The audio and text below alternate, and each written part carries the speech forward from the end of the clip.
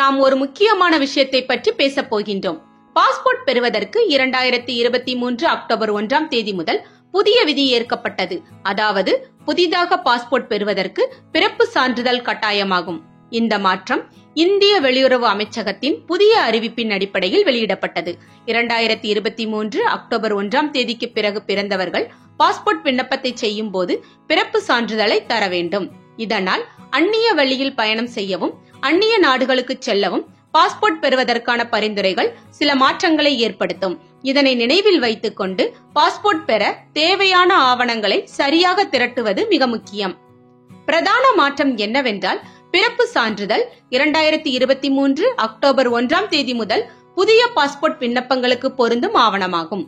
மாநகராட்சி, நகராட்சி அல்லது அதற்கும் சமமான அமைப்புகள் மட்டுமே பிறப்பு சான்றிதழை வழங்கும். 2023 அக்டோபர் 1 முன்பாக பிறந்தவர்களுக்கு இந்த விதி அமலாகாது. அவர்களுக்கு பள்ளி சான்றிதழ், ஓட்டுநர் உரிமம் போன்ற ஆவணங்கள் பயன்படுத்த முடியும். அந்த நபர்கள் புதிய பிறப்பு சான்றிதழை இப்போது வழங்க வேண்டும்.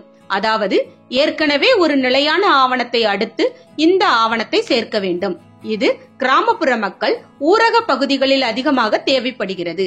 இந்த மாற்றத்தால் குறிப்பாக பாஸ்போர்ட் பெறும் நமக்கு புதிய விதிகளை பற்றி தெளிவாக அறிந்து கொள்வது மிகவும் முக்கியம். இது போன்ற செய்திகளை தெரிந்து கொள்ள ஊடகத்துடன் இணைந்திருங்கள். ஊடகத்திற்காக லட்சுமி ஜெயபாலன்.